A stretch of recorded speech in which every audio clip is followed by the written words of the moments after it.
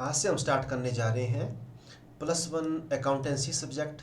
आज के इस पार्ट में हम डिस्कस करेंगे नीड ऑफ अकाउंटिंग, लेखांकन की आवश्यकता क्यों पड़ी, अकाउंटिंग साइकिल, लेखांकन चक्र, मीनिंग ऑफ बुक कीपिंग, पुस्तपालन का अर्थ, मीनिंग ऑफ अकाउंटिंग, लेखांकन का अर्थ, मीनिंग ऑफ अकाउंटेंसी, लेखाकर्म का अर्थ, relationship between book keeping, accounting and accountancy, पुस्तपालन, लेखांकन और लेखाकर्म के बीच संबंध।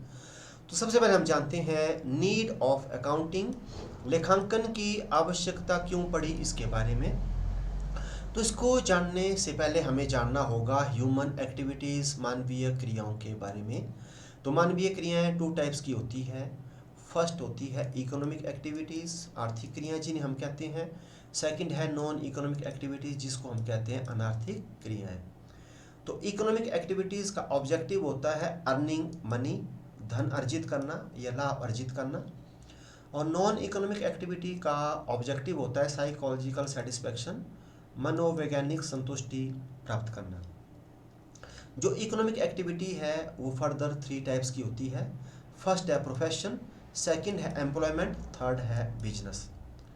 तो प्रोफेशन में क्या होता है, personal services as a specialist, एक विशेषज्ञ के रूप में व्यक्तिगत सेवाएं। तो इसमें सबसे पहले व्यक्ति को विशेषज्ञ बनना पड़ता है, स्पेशलिस्ट बनना पड़ता है।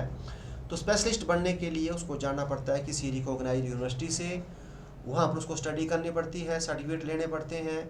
उसके बाद वो जब स्पेशलिस्ट बन जाता है फिर अपनी वो सेवाएं देता है, पर्सनल सर्विसेज रेंडर करता है। और एम्प्लॉयमेंट में क्या होता है, वर्क अलॉटेड बाय एम्प्लॉयर, नियोक्ता द्वारा सौंपा गया काम। यहाँ पर जो भी काम एम्प्लॉयर एम्प्लॉय को सौंपेगा वो उसको करना पड़ता है। और बिजनेस में क्या होता है, production of things and services and buying and selling, इसमें वस्तुओं और सेवाओं का उत्पादन एवं क्रय विक्रय। तो यहाँ पर वस्तुएं बनाई भी जाती हैं, उनका निर्माण होता है और उनको खरीदा और बेचा भी जाता है। तो प्रोफेशन में आ जाते हैं आपके लॉयर, डॉक्टर या चार्टर्ड अकाउंटेंट, जो अपनी पर्सनल सर्विसेज रेंडर करते हैं। एम्प्लॉयमेंट में आपके मैनेजर हो गए, क्लर्क हो गए, टीचर हो गए, वो आगे। और व्यवसाय में आ जाते हैं आपके जितने बिजनेसमैन हैं वो आ जाते हैं। तो 3 हमने जो है ये पढ़े, प्रोफेशन, एम्प्लॉयमेंट एंड बिजनेस के बारे में। तो प्रोफेशन में क्या किया, पर्सनल सर्विसेज रेंडर की। तो जैसे ही कोई लॉयर, डॉक्टर या चार्टर्ड अकाउंटेंट अपनी सेवाएं देता है किसी क्लाइंट को, तो बदले में क्या करता है, फीस लेता है।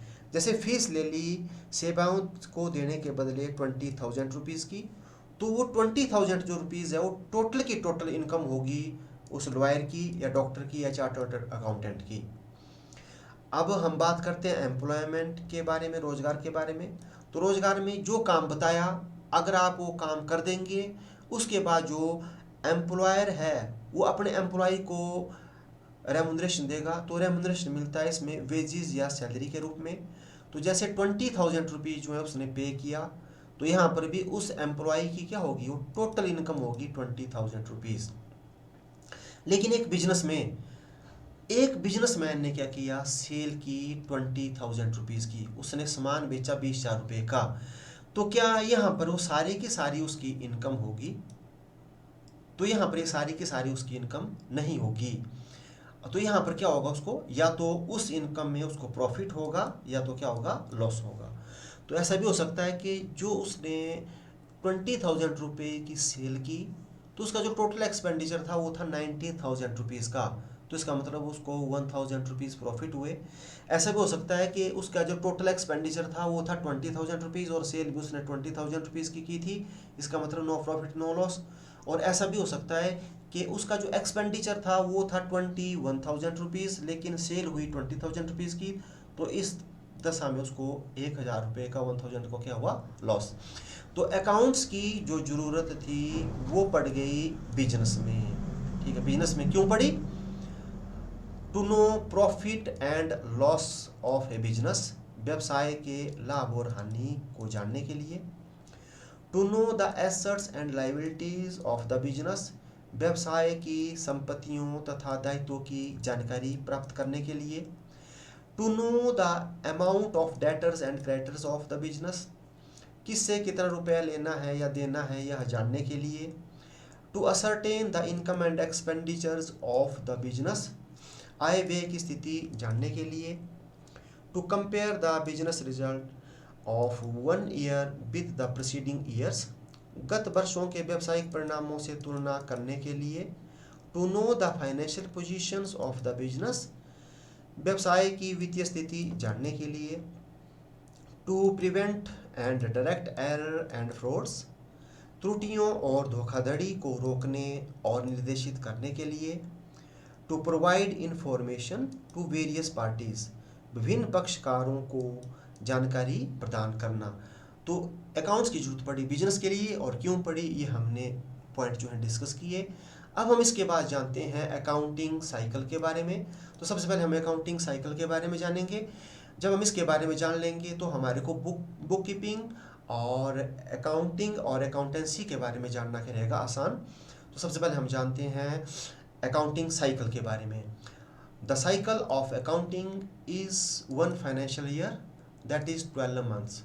तो लेखांकन का चक्कर एक वित्तीय वर्ष अर्थात 12 महीने का होता है। तो जो अकाउंटिंग साइकिल होती है वो होती है 12 मंथ्स की, एक साल की। The cycle begins with the creations of general entries of the transactions and ends with the creations of final account through the creations of the ledger and trial balance।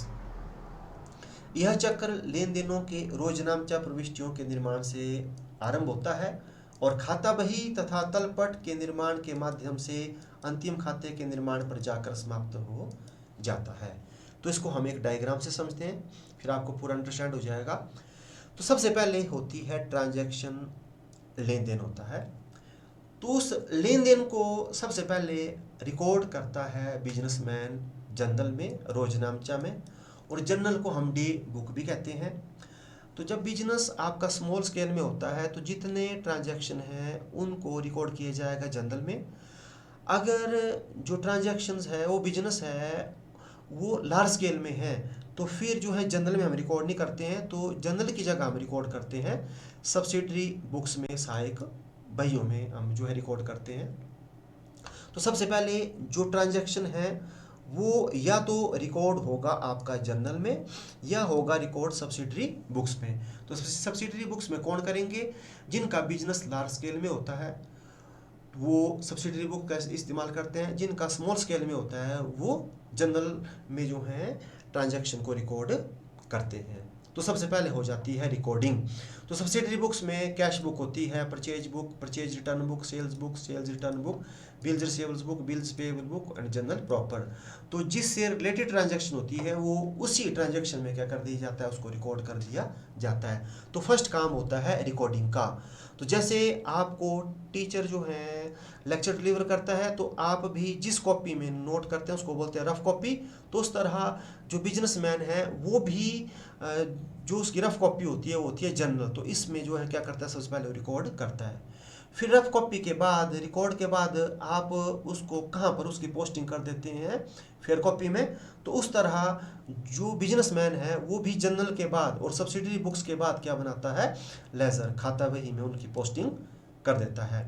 तो ये सिलसिला ट्रांजैक्शन, जर्नल, लेजर ये पूरे वर्ष भर चलता रहता है और लास्ट में फिर ट्रायल बैलेंस तलपट बनता है और तलपट की सहायता से फाइनल अकाउंट्स, अंतिम खाते, उसमें trading account, profit and loss account जिसको हम इनकम स्टेटमेंट कहते हैं वो बनता है और बैलेंस शीट बनती है। और उसके बाद जो है एनालाइज और एंड इंटरप्रिटेशन, वित्तीय विवरणों का विश्लेषण और निर्वचन होता है। तो इस तरह ये अकाउंटिंग साइकिल जो है ये पूरी हो जाती है। अब हम समझते हैं इन पॉइंट को। तो सबसे पहला जो हमारा पॉइंट है वो हो गया ट्रांजैक्शन, लेन देन। लेन देन को हमने रिकॉर्ड कर दिया इन जर्नल और उसको मैंने कहा क्या बोलते हैं हम, डे बुक भी कहते हैं, उसमें रिकॉर्ड किया। उसके बाद हमने पोस्टिंग कर दी इसकी लेजर में। तो ट्रांजैक्शन, जर्नल, लेजर, तो ये 3 पॉइंट हुए। तो ये 3 पॉइंट जो है ये मिला करके बनाते हैं बुक कीपिंग। तो book keeping starts with transactions and ends with creations of account. तो पुस्तपादन का प्रारंभ लेन देन से प्रारंभ होकर खाता बही के निर्माण पर अंत हो जाता है। तो देखो बुक कीपिंग कहाँ से स्टार्ट हुई, आपकी ट्रांजैक्शन से, लेन देन से स्टार्ट हुई और लेन देन को आपने रिकॉर्ड किया जर्नल में, फिर आपने पोस्टिंग कर दी लेजर में। तो यहाँ आपका जो है बुक कीपिंग का काम क्या हो गया, खत्म। इसके बाद जो फोर्थ पॉइंट है वो है ट्रायल बैलेंस, उसके बाद फिर फिफ्थ फाइनल अकाउंट है, फिर सिक्स जो है आपका एनालाइज एंड इंटरप्रिटेशन है। तो ये जो पॉइंट हैं ये हो जाते हैं आपके अकाउंटिंग के। तो accounting begins after the end of book keeping, it starts with the preparations of trial balance and ends with the analyse of final accounts. तो पुस्तपालन की समाप्ति के बाद लेखांकन प्रारंभ होता है। यह तलपट के निर्माण से प्रारंभ होकर अंतिम खाते के विश्लेषण पर अंत हो जाता है। तो जो अकाउंट है वो स्टार्ट हो जाता है आपका फोर्थ पॉइंट से, मतलब पुस्तपालन के बाद स्टार्ट होता है, और एनालाइज और इंटरप्रिटेशन में क्या हो जाता है, खत्म हो जाता है। तो एक आपको एमसीक्यू यहाँ से बन जाता है कि अकाउंटिंग कब स्टार्ट होती है, वेयर बुक कीपिंग एंड्स, वहाँ से स्टार्ट होती है। तो जो अकाउंटिंग है वो उसका पार्ट ही है बुक कीपिंग। तो बुक कीपिंग क्या है, पार्ट है किसका, अकाउंटिंग का।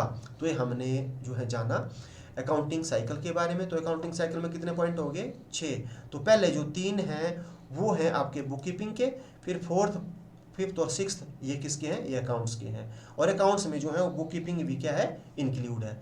अब हम जानते हैं बुक कीपिंग का मीनिंग।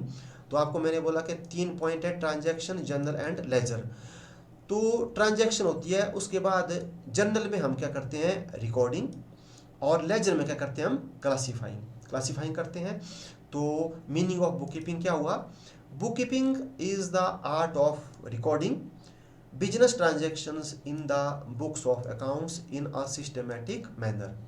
पुस्तपालन का अर्थ, पुस्तपालन एक कला है जिसके अंतर्गत व्यावसायिक लेन देनों को निश्चित विधि के अनुसार लेखे की पुस्तकों में लिखा जाता है। तो इसमें क्या होता है, जितनी आपकी बिजनेस ट्रांजैक्शंस होती है उसको एक आप सिस्टमेटिक मैनर से क्या करते हैं, लिखते हैं। पहले आप जनरल में रिकॉर्डिंग करते हैं, उसके बाद आप उसको क्लासीफाई करते हैं। तो ये हो गया बुक कीपिंग। अब हम जानते हैं अकाउंटिंग के बारे में। तो अकाउंटिंग में कितने पॉइंट हो गए, क्योंकि बुक कीपिंग भी इसका पार्ट है, इसमें हो गए 6 पॉइंट। तो सबसे पहले ट्रांजैक्शन हो गई, तो ट्रांजैक्शन को हम रिकॉर्ड करेंगे जनरल में, फिर लेजर में होती है क्लासीफाइंग, फिर ट्रायल बैलेंस में समराइजिंग होता है इकट्ठा, और फिर प्रिपरेशन ऑफ फाइनल अकाउंट करते हैं, फिर हम एनालाइजिंग एंड इंटरप्रिटेशन करते हैं। तो क्या बना फिर मीनिंग ऑफ अकाउंटिंग, तो accounting is the art of recording. देखो सबसे पहले रिकॉर्डिंग हुई, उसके बाद क्लासीफाइंग लेजर में, फिर समराइजिंग, उसके बाद analysing and interpretation of financial data in a significant manner and in term of money. तो लेखांकन एक कला है जिसमें वित्तीय लेन देन और घटनाओं को मुद्रा में लिखा जाता है, फिर उन्हें महत्वपूर्ण तरीकों से वर्गीकृत किया जाता है, फिर उनके परिणामों के आधार पर निष्कर्ष निकाला जाता है। तो ये हो गया अकाउंट। तो अकाउंट में क्या होता है, रिकॉर्डिंग भी होती है, फिर क्लासीफाइंग होती है, समराइजिंग होती है, और एनालाइजिंग एंड इंटरप्रिटेशन होता है फाइनेंशियल डाटा का in a significant manner and in term of money. अब हम जानते हैं मीनिंग ऑफ अकाउंटेंसी, लेखाकर्म का क्या अर्थ है। तो accountancy is a systematic knowledge of accounting. तो लेखाकर्म लेखांकन का एक व्यवस्थित ज्ञान है।